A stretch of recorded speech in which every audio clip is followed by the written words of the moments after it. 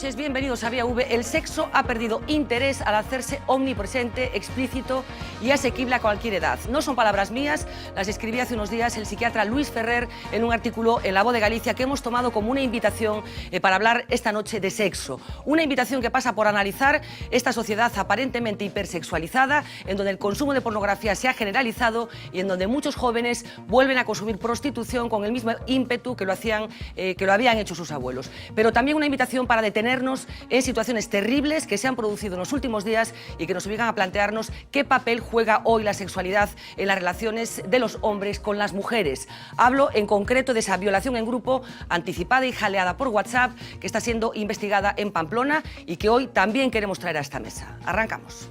Lo estás haciendo muy bien, lo estás haciendo muy bien, lo estás haciendo muy bien, lo estás haciendo muy bien, pero cariño no pares, tú sigue y no hables, que Dios te lo pague, que lo haces muy bien.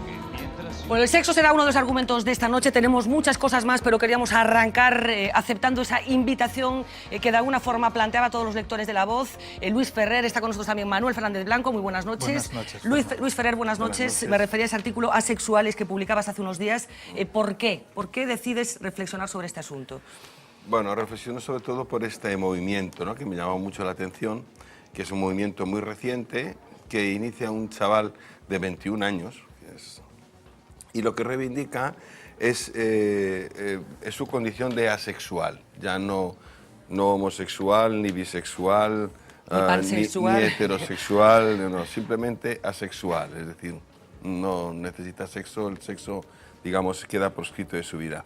Y me llamó la atención porque tienen miles de seguidores en el mundo y hacen xuntanzas con cantidad de gente y lo pasan fenomenal, pero eso sí siendo asexual, es decir, el sexo no entra dentro de como categoría en su condición humana. Porque, Manuel, ¿cómo se manifiesta en estos momentos la sexualidad? ¿Cómo se está considerando la relación y cómo está condicionando las relaciones entre los seres humanos? Por un lado, parece que todo cambia. Y por otro lado, asistimos a un retorno de lo más clásico. Yo creo que esta es la paradoja actual. Parece que todo cambia por esto que decía Luis, ¿no?, que actualmente, por ejemplo, el binarismo de género, hombre-mujer, masculino-femenino, parece no dar cuenta de la sexualidad, ¿no? De todas formas, es algo ya adelantado, por ejemplo, por Jacques Lacan hace muchos años, ¿no?, que el tema hombre-mujer no da cuenta de todo lo que agita el cuerpo.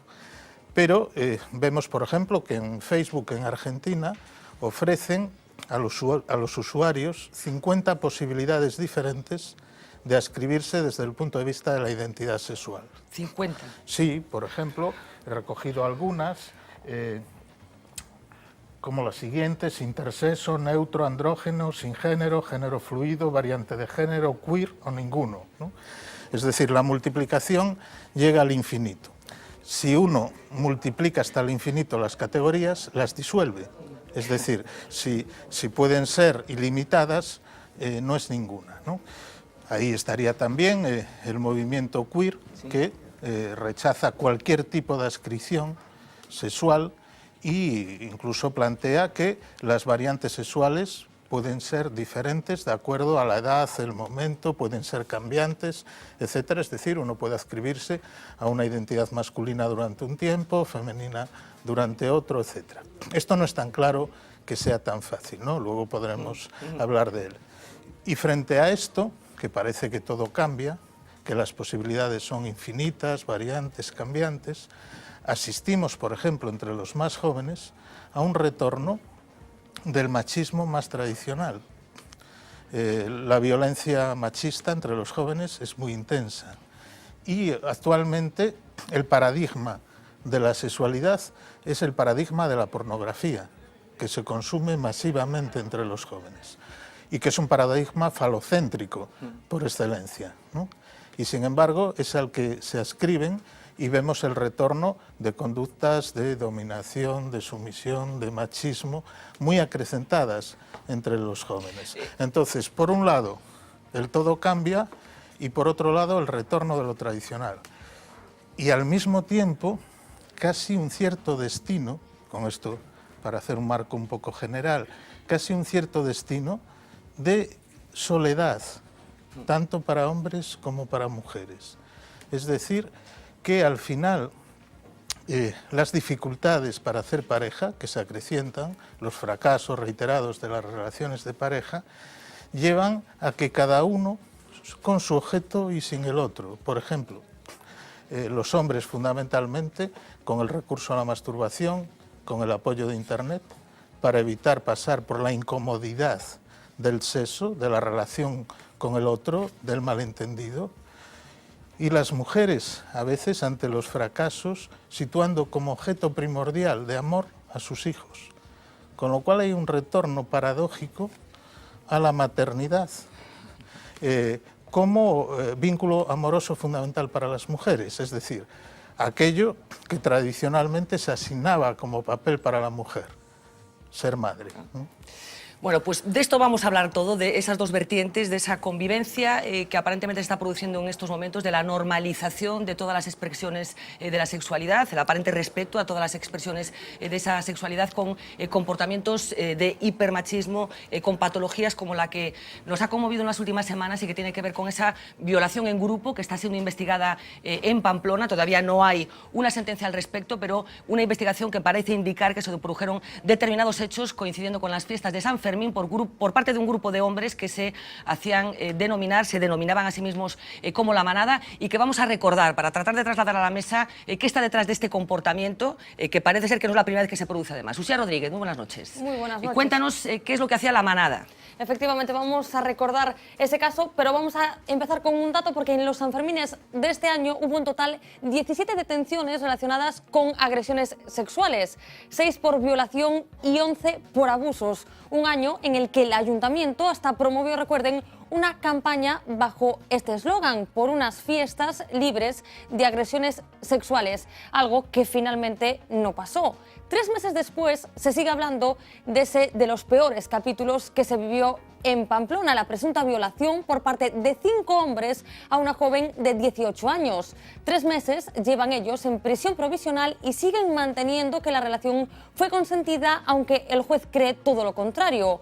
En su declaración afirmaron que ella fue decidiendo con quién estaba en cada momento. En el auto judicial se habla en cambio de sometimiento a una apabullante situación de superioridad física y numérica por parte de los agresores. Esos 5 hombres ven una situación de igualdad donde ella, dicen, participaba como uno más, pero el juez ve otra cosa: manejo forzado de su cuerpo, agarrándola incluso del pelo para obligarla a realizar actos sexuales. Esos detenidos, veinteañeros sevillanos, entre los que además había un guardia civil, grabaron sus actos, los comentaban y además los compartían con sus amigos. Nos situamos en la noche del 7 de julio. La joven estaba sola y ellos se ofrecieron a acompañarla a su coche. Antes de llegar, la metieron en un portal y supuestamente la violaron entre todos. Una hora después de que eso pasara, uno de los agresores, conocido como El Prenda, enviaba este WhatsApp a un grupo llamado La Manada. Buenos días. Follándonos a una entre los 5. Ja, ja, ja, ja, ja, ja. Todo lo que cuente es poco. Puta pasada de viaje. Hay vídeo. Cabrones, os envidio. Esos son los viajes guapos. Ja, ja, ja, ja, ja. Una hora después de esa agresión sexual, esos eran los WhatsApps, pero no era el único grupo de WhatsApp ese de La Manada que tenían entre ellos, y lo que hicieron parece que tampoco era casual. Escuchen bien estos mensajes anteriores a ese viaje a Pamplona, donde hablan con total normalidad de sus planes. Estas vacaciones son la prueba de fuego para ser un lobo. ¿Llevamos burundanga? Tengo reinoles tirabitas de precio para las violaciones. Hay que empezar a buscar el cloroformo, los reinoles, las cuerdas, para no cogernos los dedos, porque después queremos violar todos. Violaría a una rusa que vea despistada. Yo llevo la pistola, no quiero mamoneos. Cuando estemos borrachos, se saca la pistola. Son WhatsApp reales de esos detenidos y todavía hay algo peor, porque días después de esa detención, 4 de los 5 acusados por la violación de San Fermín fueron imputados por otra violación en una localidad de Córdoba el pasado mayo. También lo grabaron, un vídeo en el que se ve a la joven aparentemente inconsciente en el asiento de atrás del coche, y también, cómo no, lo compartieron con sus amigos. Anda, que aproveche.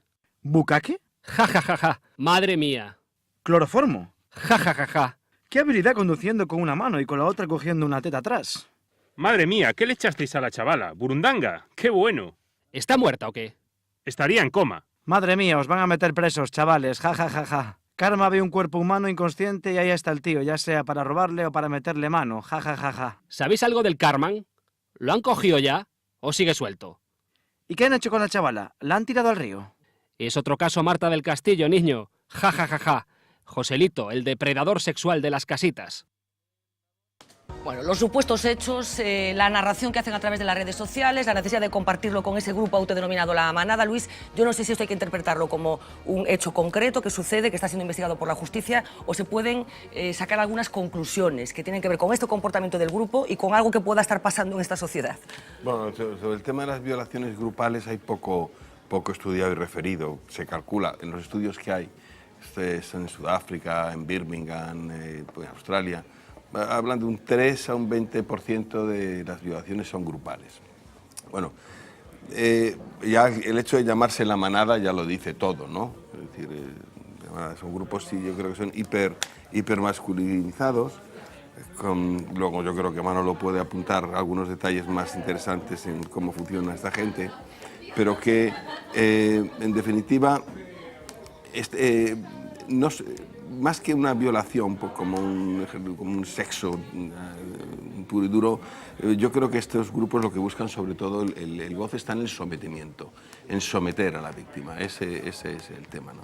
Y el placer está ahí. Y luego está todo la desindividualización que produce el grupo cuando se está en grupo, de tal manera que siempre va a haber un líder, en este caso el tipo el prenda. es un prenda. Y luego está el resto de machos beta y zeta y que están alrededor, que se van a apuntar al grito del macho alfa, aunque muchos no lo quisieran, ¿no? Pero es aquello que decía Martin Luther King, ¿no? Duele más no lo que se hace, sino los que se callan, ¿no? Es decir, que hay ahí algo del orden de que una vez que te introduces en un grupo de este tipo, la identidad te da el grupo funciona como un individuo independiente con una cabeza pensante que es el líder, ¿no? Y a partir de ahí cualquier barbaridad se puede entender. Supongo que las redes sociales, violaciones en grupo, supongo que ha habido siempre, en diferentes contextos geográficos. Hay una novedad que tiene que ver con las nuevas tecnologías, que es la posibilidad de grabar lo que allí sucede, de compartirlo. Decías que el objetivo es más el sometimiento que el goce sexual, digamos, pero supongo que también es importante esto otro, lo de estirar la acción, digamos, compartiéndola posteriormente y previamente, ¿no? Claro, pues eso te da un cierto estatus también dentro del grupo, ¿no? El hecho de haber participado o haber hecho cualquier esta barbaridad, esto te da un estatus dentro del grupo, te refuerza dentro del grupo, refuerza tu pertenencia, refuerza tu valía como macho. Son grupos hipersexuales en ese sentido, ¿no? Y claro, eso todavía lo facilita mucho más, todo lo que son las redes sociales y la posibilidad de grabar y las nuevas tecnologías. ¿Qué sucede en la mente de personas? Había un guardia civil que se supone que tiene un cierto compromiso de servicio público, se supone en principio, para que se desarrollen los acontecimientos de esta manera. Insisto, están siendo todavía investigados por la justicia, pero vamos a suponer que algo así sucedió. Para que esto se produzca con esta premeditación, con esta alevosía, con esta ausencia de empatía hacia lo que está sucediendo allí, ¿cómo se produce, cómo se maneja ese grupo? Vamos a ver, primero la presencia del guardia civil es idéntica a cuando un bombero prende fuego en el monte. Vamos a ver, hay una tendencia en ciertos sujetos a estar próximos al mal del que gozan.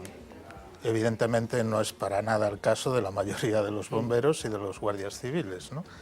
Pero habría que entender que más bien lo que le lleva a esa posición respecto de la ley es la posibilidad de transgredirla. Respecto al tema grupal, a las violaciones grupales, primero decir que es algo que es transcultural, como señalaba Luis, ¿no? En la plaza de Tahrir, cuando la primavera árabe, hubo cientos de abusos sexuales y decenas de violaciones.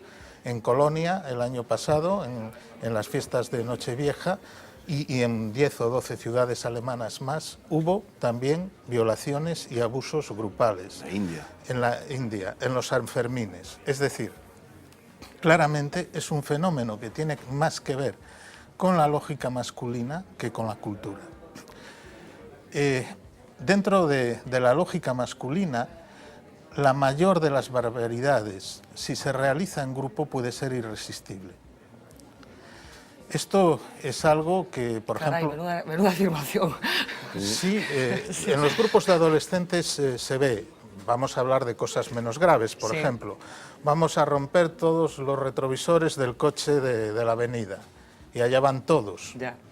Esto nunca ocurriría en un grupo de mujeres. Las mujeres no entran en la lógica de la manada. Son mucho más una por una, son mucho más particulares para bien en este caso. Sí. Y una diría, vete yendo tú, que... Bueno. Entonces, esta pregnancia del grupo tiene que ver con que se vive como un defecto de virilidad no apuntarse a la mayor de las barbaridades. Y yo creo que esto es lo que explica este funcionamiento grupal acéfalo, esta pulsión que domina al grupo sin que en ese momento haya particularidades. En ese momento se disuelve absolutamente la individualidad, aunque normalmente es un líder, como señalaba Luis, el que provoca ese efecto hipnótico en el grupo. Esto no quita ninguna responsabilidad a los que van detrás. Entonces, lo que aparece ahí es un funcionamiento. Yo, a raíz de estos acontecimientos, había escrito un artículo en La Voz de Galicia que titulaba La horda masculina ante la libertad de las mujeres. No sabía que se llamaban la manada. Luego, cuando me enteré, dije, bueno, pareció... Se autodefinen perfectamente. Perfectamente, porque el funcionamiento es de horda. Y ante la libertad de las mujeres, una libertad que resulta insoportable, la defensa, además en tiempos en que la virilidad ética está en declive, porque no se trata de un problema de la virilidad ética, no se trata de que un hombre no se atreva a entrarle a una mujer de la buena manera, se trata de que ante ese declive de la virilidad, la horda viene a sustituir al individuo cobarde que no se atreve a entrar de la buena manera a una mujer. Eso va acompañado de una fantasía típicamente masculina que le atribuye un masoquismo a las mujeres. Es decir, el masoquismo femenino es una fantasía sexual masculina, que las mujeres gozan siendo sometidas, que cuando dicen que no, en realidad quieren decir que sí, que si se visten de determinada manera, es que es una invitación indiscriminada, ¿no?, a el asalto sexual, todo este tipo de cosas. Pero esa es una fantasía masculina, no hay mujeres masoquistas. De hecho, y lo digo incluso clínicamente, no se encuentra en la clínica mujeres masoquistas. Sí, hombres. De hecho, cuando los hombres se imaginan sexualmente, en sus fantasías sexuales, como mujeres, normalmente la fantasía es una fantasía masoquista, pero la de esos hombres que se imaginan siendo mujeres. Por eso, en todos los sentidos, el masoquismo femenino es una fantasía sexual masculina, ¿no? Y me parece que esto explicaría que esta especie de necesidad de creer que la mujer goza en esas circunstancias, ¿no? Esa pulsión se puede domesticar, supongo. Hablábamos de que es transversal este tipo de manifestaciones de sexualidad masculina. Tendríamos a pensar que en un contexto determinado, con determinados valores, no quiero que se me entienda mal, que es más complicado que estas manifestaciones se produzcan. ¿Se puede domesticar esa pulsión? Vamos a ver, las pulsiones son muy refractarias a la educación. Y en cualquier caso, ¿cualquier hombre podría estar en una situación así? No, para nada. Vamos a ver. En general, los fantasmas sexuales son perversos. Pero una cosa es fantasear con eso, también algunas mujeres lo hacen, Sí. Y otra cosa pasarlo al acto. Esa es la diferencia entre un perverso y alguien que no lo es. No es lo mismo tener un sueño perverso que realizar un acto perverso. No es lo mismo tener una fantasía sexual masturbatoria perversa que realizarla. Y la mayor parte de la gente que se imagina eso como un mecanismo de excitación sexual tendría un rechazo y una repulsión absoluta a llevarlo al acto. A la práctica.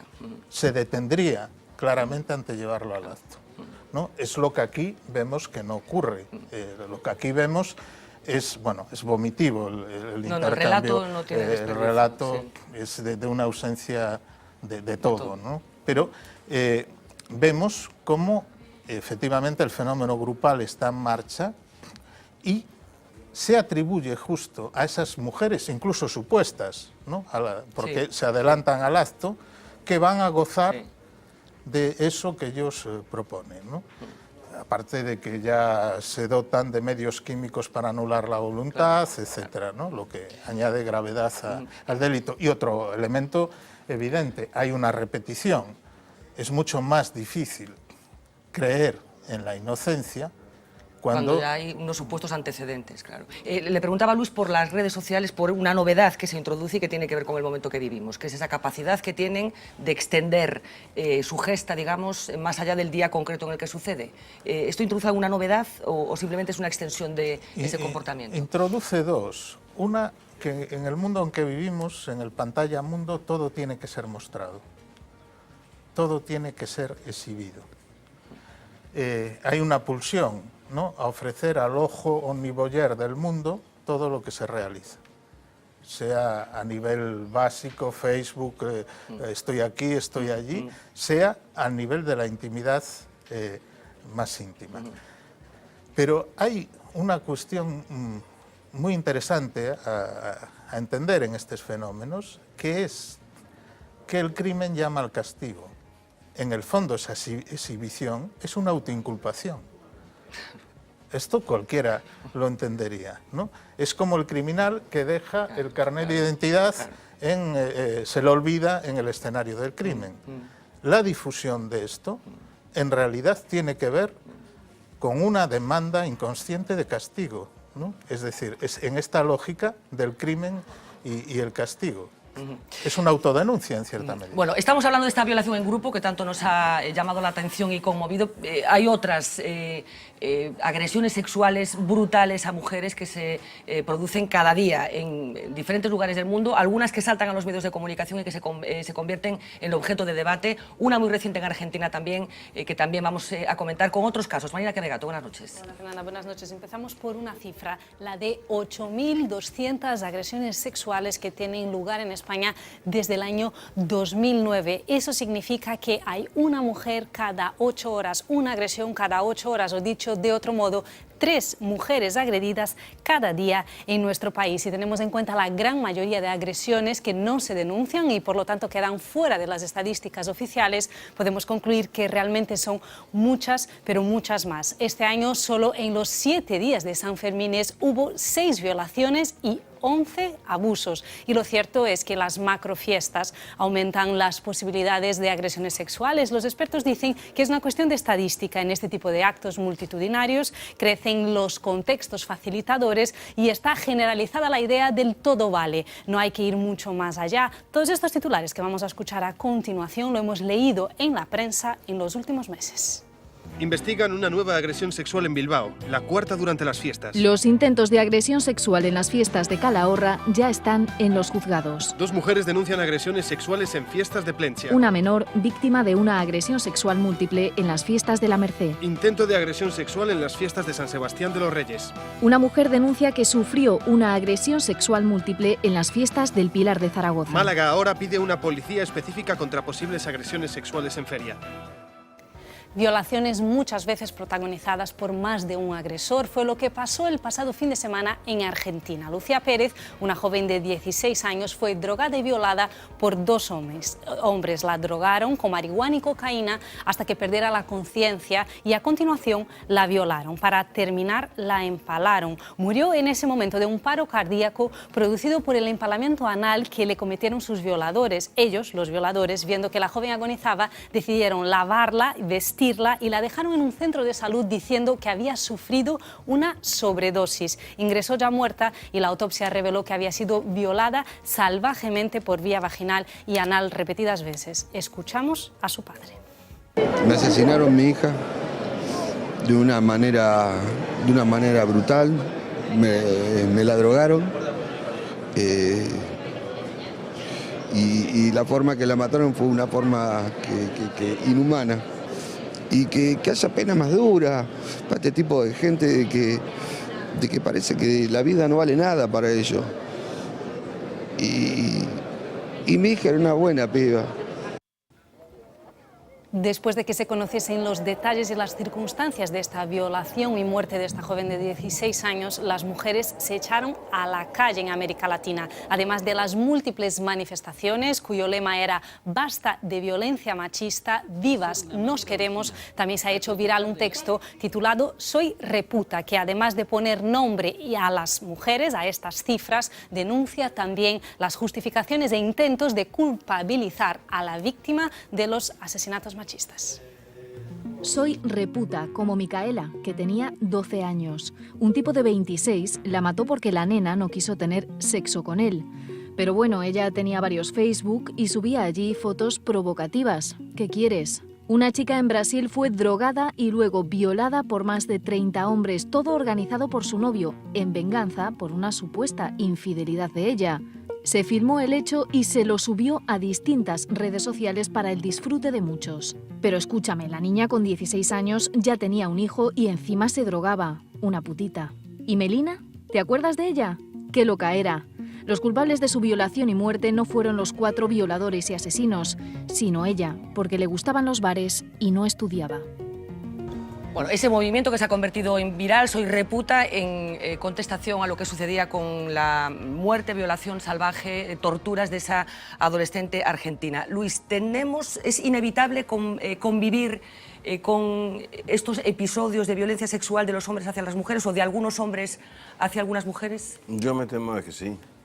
Yo me temo que sí, en tanto que la pulsión sexual sigue estando ahí, ¿no?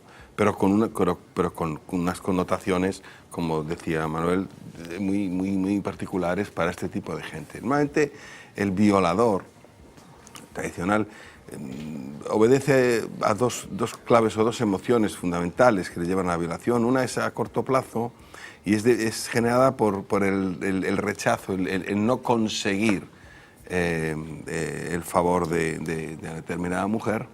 Y es ese rencor lo que lleva a esa venganza a través de una violación. No necesariamente la mujer por la que es rechazado, sino la mujer genéricamente. La mujer en general. Y luego están los que son incapaces no ya de conseguir una relación, sino de mantenerla, ¿no?, en el tiempo, ¿no? Ahí la clave de la violación está más en el orden de los celos, ¿no?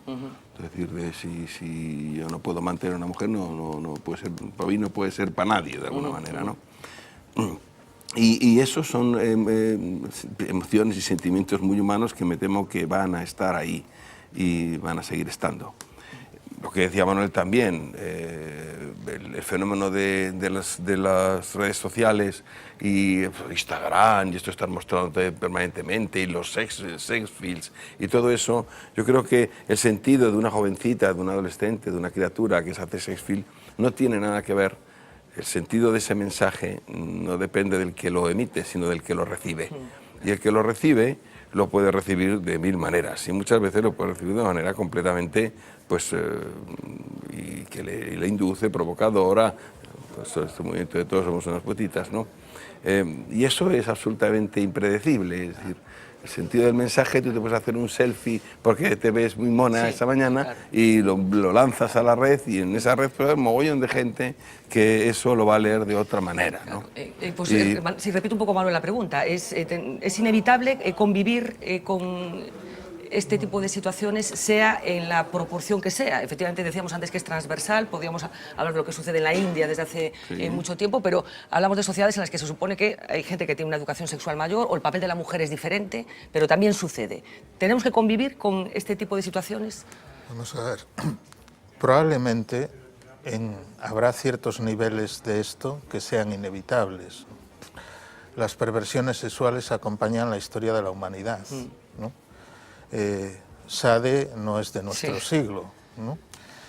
Y hay que saber que el goce perverso sobre todo se fundamenta en generar la angustia en el otro. Se goza de la angustia del otro. Sea el goce estrictamente sexual, o sea, el goce, por ejemplo, del torturador, que ahora ¿qué crees que te voy a hacer? En realidad, el goce del perverso es gozar de provocar la angustia, más que el acto sexual en sí.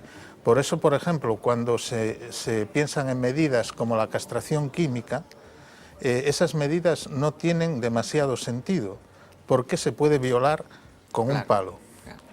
Y el auténtico goce se extrae del sometimiento y de la angustia provocada en la víctima. Entonces, hay una parte que inevitablemente va a existir, por desgracia, como habrá una parte de asesinatos en cualquier sociedad, etcétera, ¿no?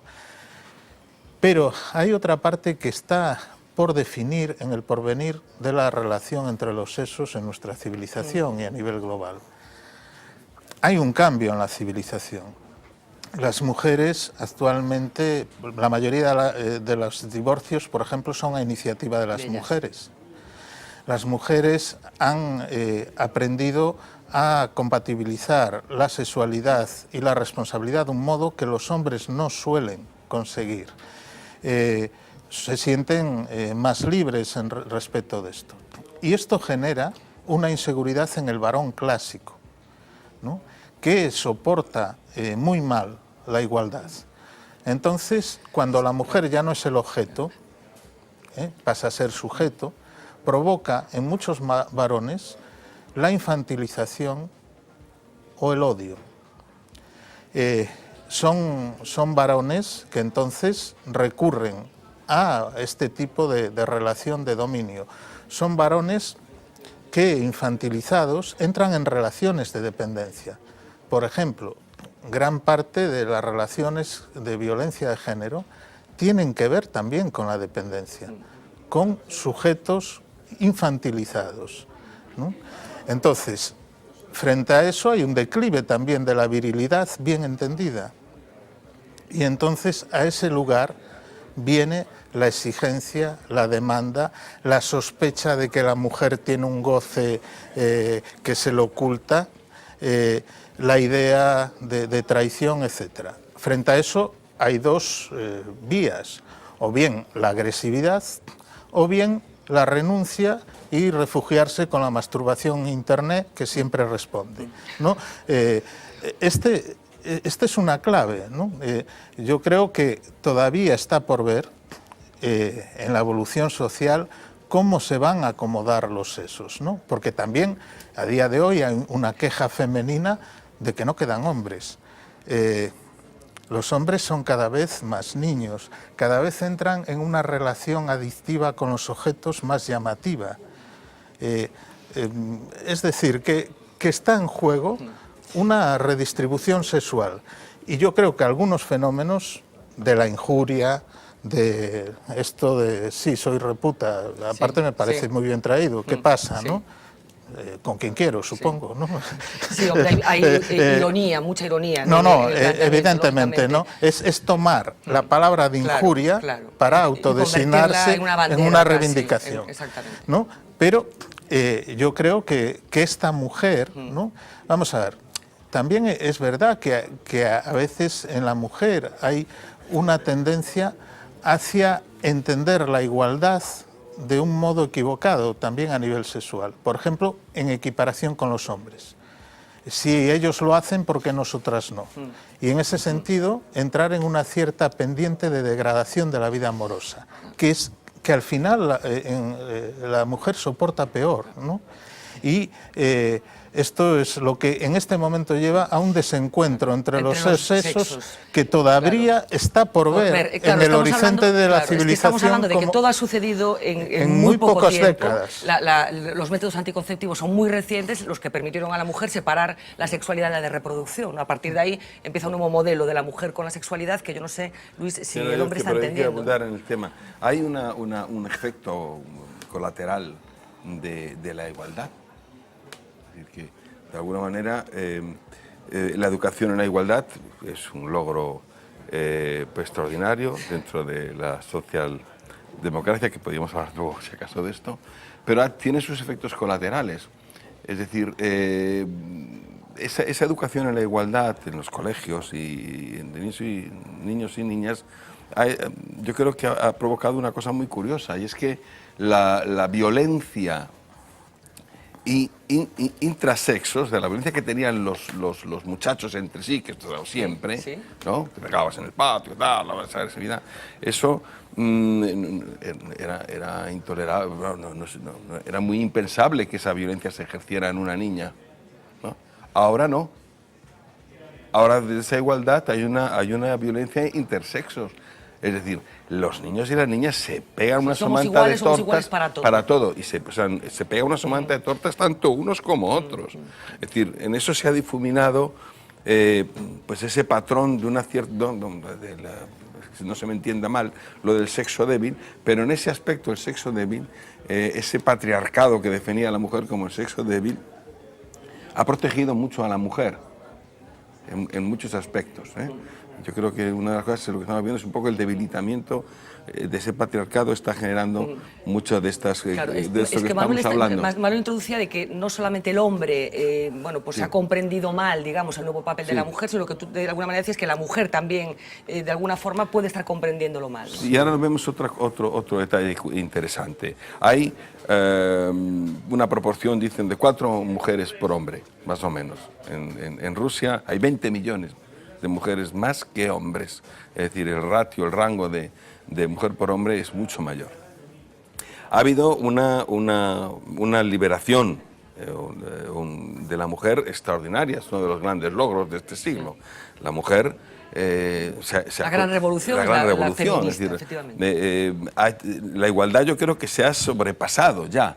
Es decir, hoy en día ya no hay igualdad entre hombres y mujeres. Es decir, hoy son las mujeres las que tienen mejores resultados a todos los niveles académicos, niveles profesionales, niveles deportivos. Pero sueldos, quiero decir, en algunas cosas sí, sí, pero bueno, en otras... sí, pero antes la capacidad de la mujer está no solamente demostrada, sino que desde el momento que se permitió esa igualdad, superó al hombre en muchísimos aspectos, ¿no? Pero claro, entonces contamos con una mujer formada, muy bien formada, independiente, emocionalmente débil, porque estamos en una sociedad que cuanto más bienestar, pues más débiles en muchos aspectos, y que sabe muy bien lo que quiere, ¿verdad? Entonces, no le vale cualquier hombre. No le vale cualquier hombre. Totalmente distinto a lo que pasaba con el perfil de mujer anterior, que necesitaba buscar una pareja, entre otras cosas porque muchas no podrían subsistir si se quedaban para vestir santos. O tenían que ir a otras alternativas, el casarse o tener una pareja. Claro. Otras cosas te permitían hacer cosas que no podías hacer en tu casa. Aparte luego ya de lo que es la crianza, ¿no? Pero hoy en día no. Entonces esta mujer liberada, libre, formada, independiente, económicamente independiente también, claro, no elige a cualquier hombre, no le vale cualquier hombre.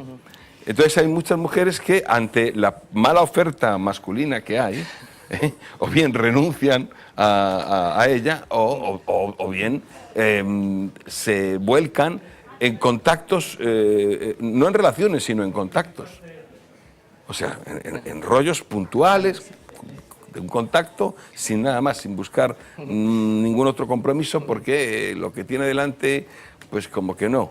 Y los pocos que hay que valen, pues esos están todos cogidos, porque hay muchísima más cantidad de mujeres. Y el hombre... Pero, de todas maneras, Luis, yo no sé si en ese planteamiento sigue habiendo un planteamiento muy convencional de cómo tienen que ser las relaciones, de cómo han sido las relaciones hasta ahora. A lo mejor, no sé, lo que se trata es de explorar una forma nueva, ¿no? Bueno, pues que el hombre, por este hecho, el hombre ha tenido también su reacción a esto, que es lo que decía Manuel. Claro, pero una reacción... El hombre tiene ahora una disponibilidad a lo que es el sexo absoluta. Claro. Tiene donde elegir, no tiene que pasar toda la etapa de cortejo, de llevarte, tal, entrarte, regalarte la cosita, quedarte. No, hoy el sexo no funciona así. Sí. Cuando tienes la oferta, tiene mucha oferta y sin ningún tipo de grandes barreras para eso, ¿no? Con lo cual, eso pierde interés. En cierto modo, hace que pierda interés. Y puede ser muchísimo más interesante jugar a la Play que irte... Sí, bueno, de eso vamos a hablar ahora, que tenía que ver con tu artículo también, pero por zanjar un poco esta parte, decías tú, estamos en un momento diferente, digamos, en las relaciones de los hombres y de las mujeres, en la sexualidad de los hombres con las mujeres. ¿Dónde pronosticas tú que nos va a llevar, Manuel? Vamos a ver. Espero que hacia una redefinición de la virilidad y también de la feminidad. Porque no se trata de que la igualdad se realice bajo el modo todos iguales, todos hombres. Porque, pero ¿tienes la sensación de que se está yendo, que puede haber una confusión con los términos? Por ejemplo, tenemos la posición de Hillary Clinton. Se sitúa más en los parámetros del feminismo clásico. No es de izquierdas, evidentemente, pero de que por ser mujer nada tiene por qué estar vedado, se puede aspirar a lo mismo que el hombre, etc.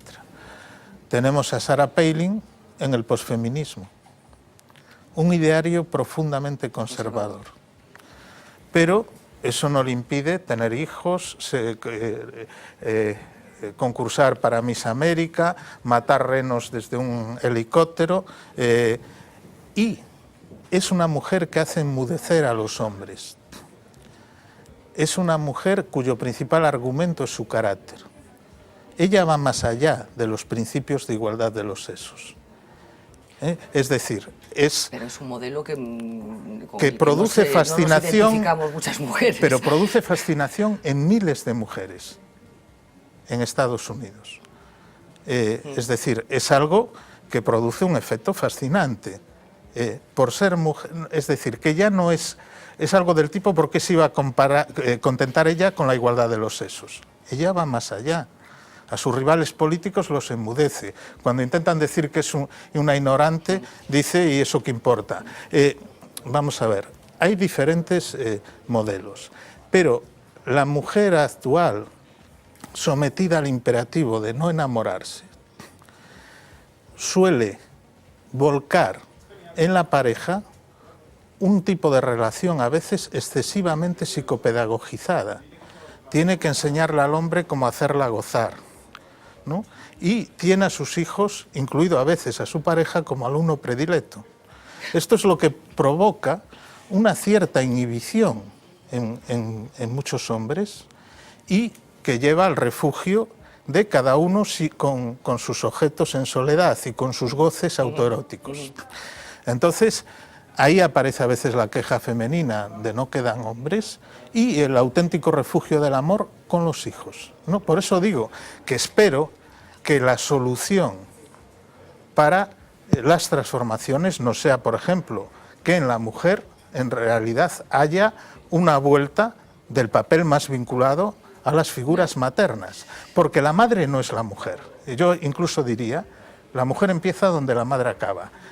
Es decir, que la posición estrictamente femenina y el goce femenino va más allá de los hijos.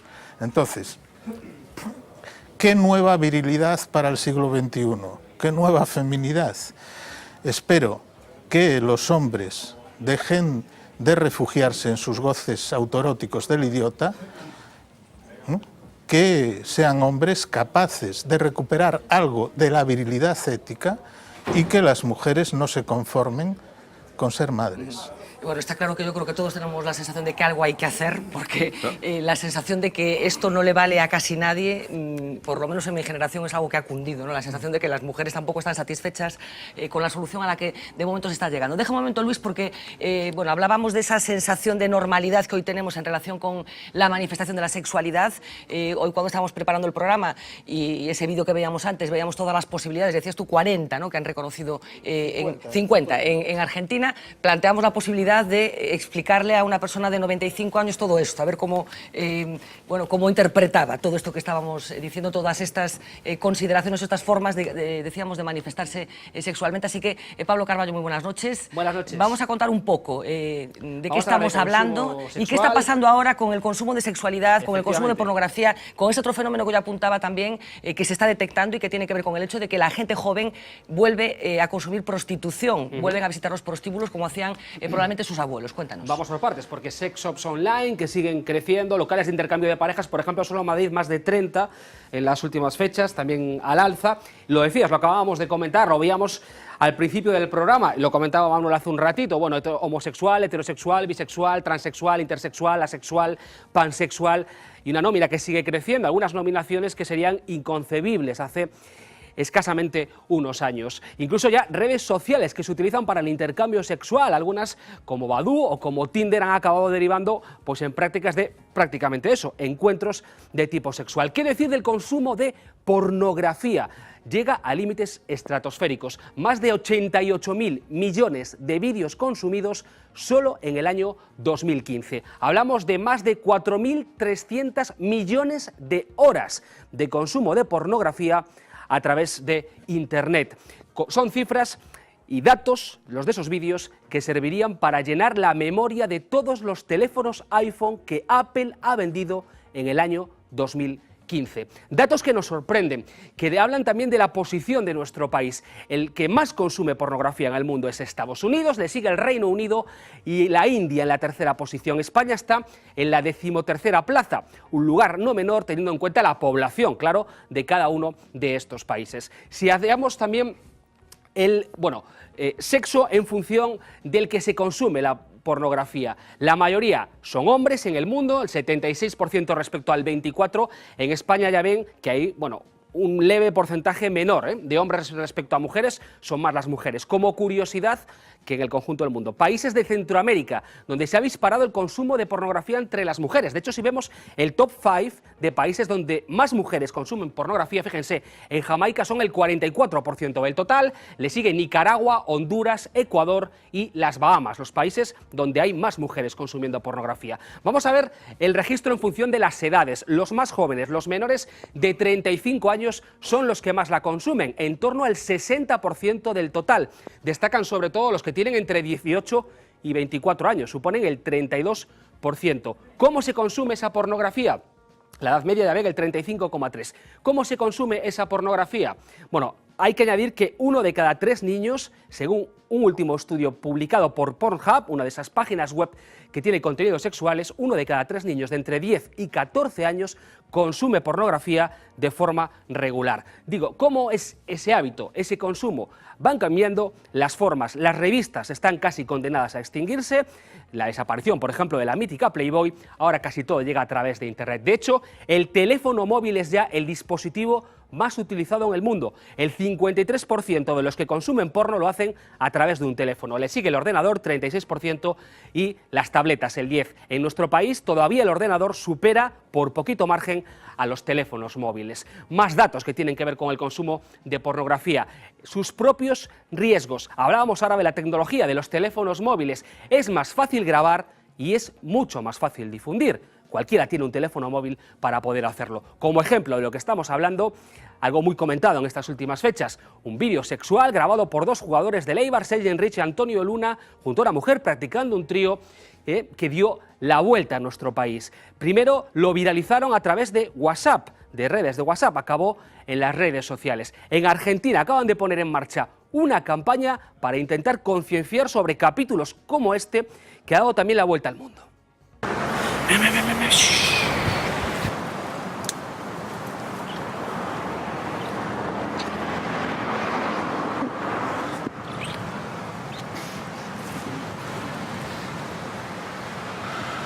Son las 6 de la mañana. En 10 minutos el video va a estar circulando en todas las redes sociales. A las 9:30 Mari me va a avisar que sus amigos lo vieron y lo reenviaron a todos sus grupos de WhatsApp. Para el mediodía la mitad de mi facultad lo va a estar viendo, comentando y compartiendo. Y a la tarde le va a llegar a mi hermano chico. Y un par de horas después a los compañeros del fútbol de papá. Y cuando se lo muestren, mirá, tu nena. Mi mamá no lo va a poder creer. 3 días después va a salir la noticia en el diario. Lo van a comentar en la radio y en algún programa de televisión. El video del verano. Y cuando me reintegre al trabajo, todos me van a mirar y van a comentar en secreto, como si yo no me diera cuenta. Ahora me van a empezar a acosar tipos desconocidos en Facebook. Me van a gritar y me van a parar en la calle. Hasta el verano que viene la gente va a hablar del video sin ni siquiera conocerme. ¿Y vos? ¿Vos vas a ser parte?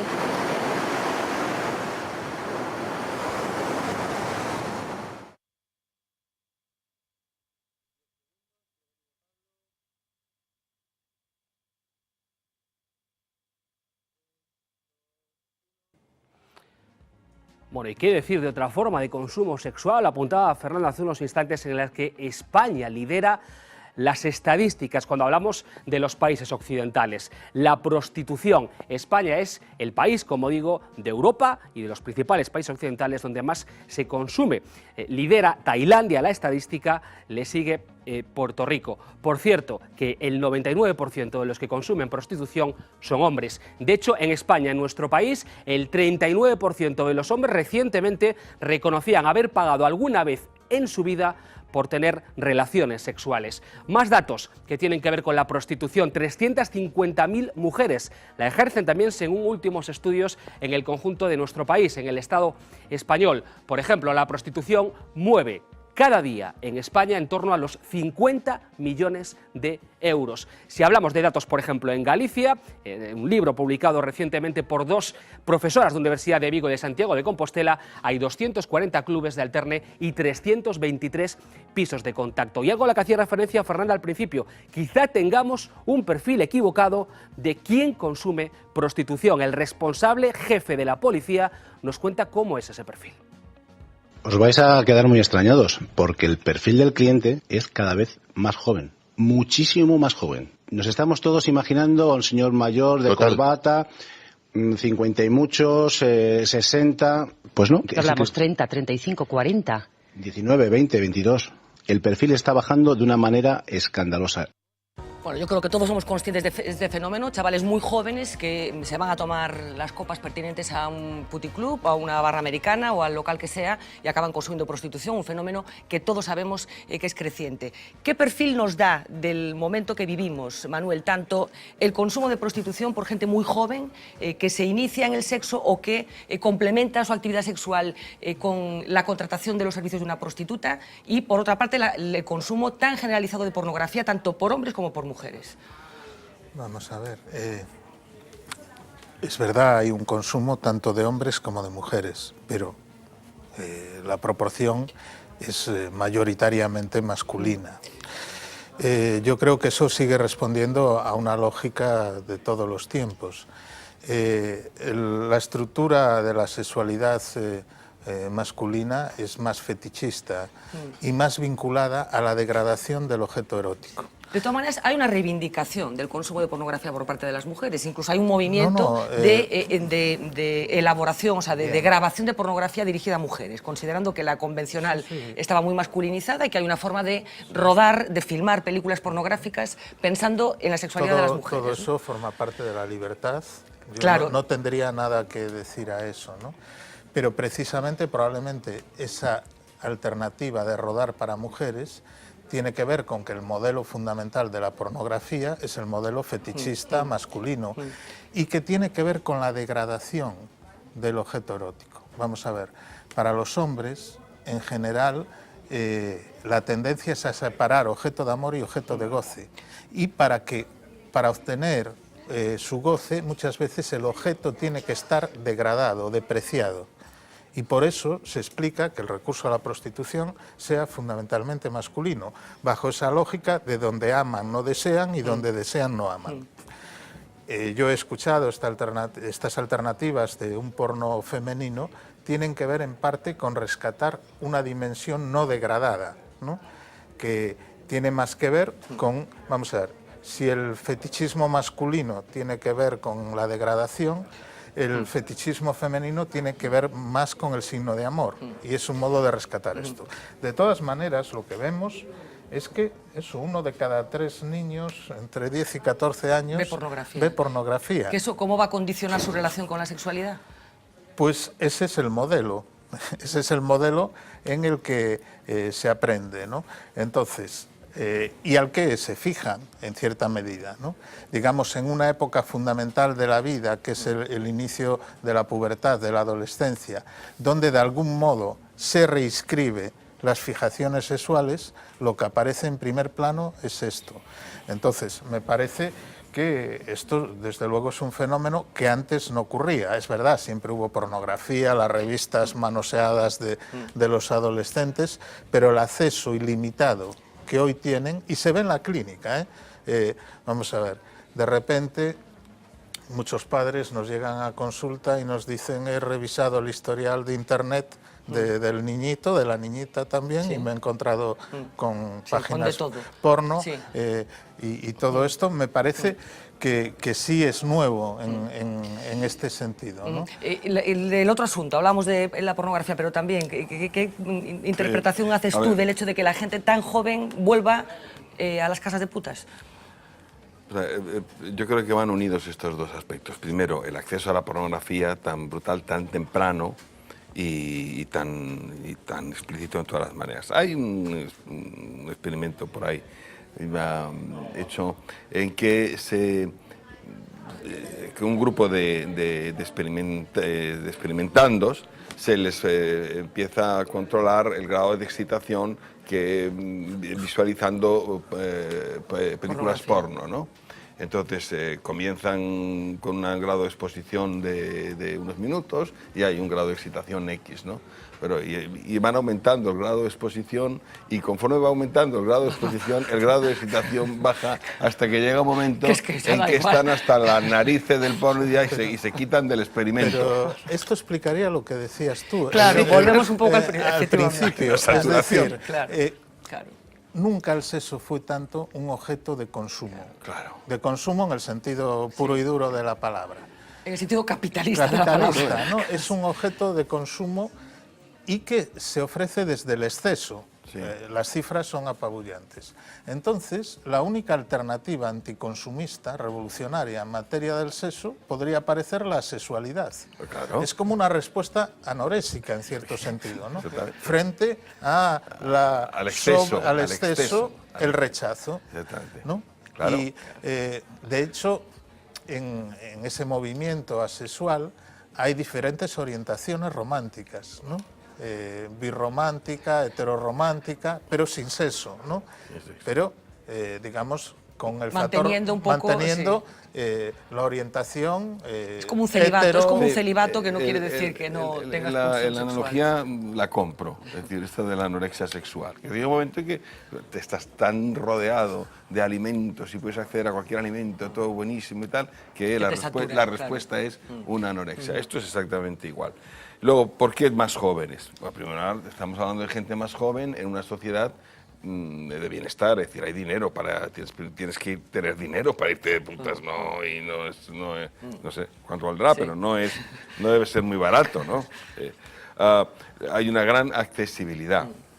Y luego, también, el hecho de que haya tanto acceso a la pornografía, muchas veces lo que ven en las películas porno se equivale a lo que eso es el sexo. Claro, el sexo no tiene nada que ver con la pornografía. Y de hecho hay un fenómeno muy curioso, y he visto en clínica también, de el tema de las depilaciones totales, tanto en hombres como en mujeres, como fantasía imaginaria de que lo que verdaderamente atrae y es fundamental para el sexo es una depilación total, que es lo que ven en las películas porno. Sí.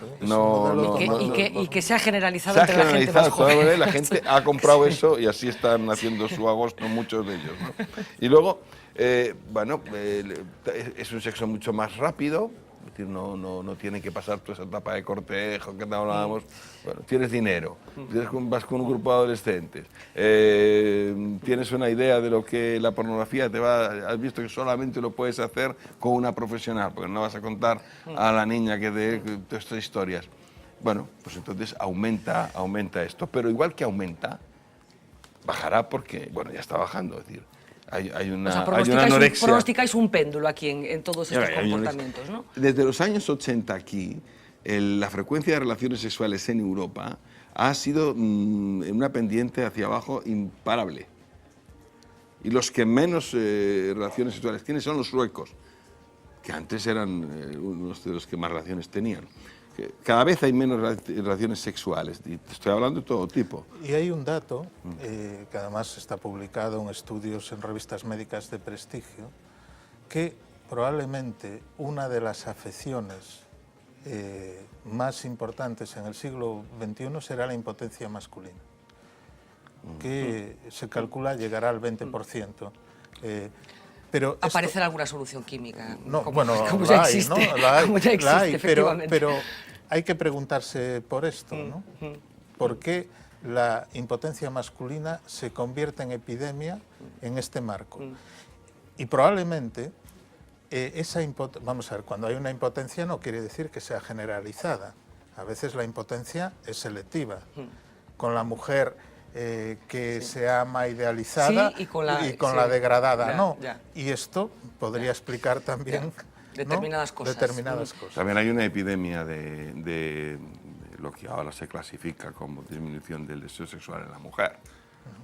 También hay una epidemia, hay un aumento tremendo de gente diagnosticada. Bueno, en fin, que estamos hablando de un mundo nuevo en el que a ver cómo nos vamos manejando, una situación que invita a pensar que están sucediendo cosas que tienen que ver, como en muchos otros ámbitos, con esa revolución, insisto, que se produjo en el ámbito del mundo femenino cuando se descubrieron los anticonceptivos y que permitieron a la mujer tener una relación diferente con su cuerpo, que tuvo consecuencias no solamente en su sexualidad, sino también en el acceso al mundo del trabajo, etcétera, etcétera, etcétera. Y de la maternidad. Y de la maternidad, efectivamente. Bueno, asuntos importantes los que hoy debatimos en esta mesa y los que vamos a seguir debatiendo, porque vamos a hacer una pausa, vamos a incorporar enseguida a esta mesa a Antonio Izquierdo, sociólogo que ya ha estado por aquí, siempre escuchamos con mucha atención sus reflexiones, porque nos queremos hacer una pregunta. ¿Está deprimida Europa? Tenemos la sensación de que están pasando cosas terribles que nos están abocando a un momento histórico especialmente malo. ¿Es justo que tengamos esta sensación o por el contrario lo que está sucediendo es que estamos viviendo el momento de mayor prosperidad de la historia y simplemente tenemos una especie de ataque de nihilismo, como otras veces ha sucedido en Europa? Así que enseguida regresamos después de esta pausa publicitaria y nos preguntamos si efectivamente todo va tan mal como algunos creemos que va.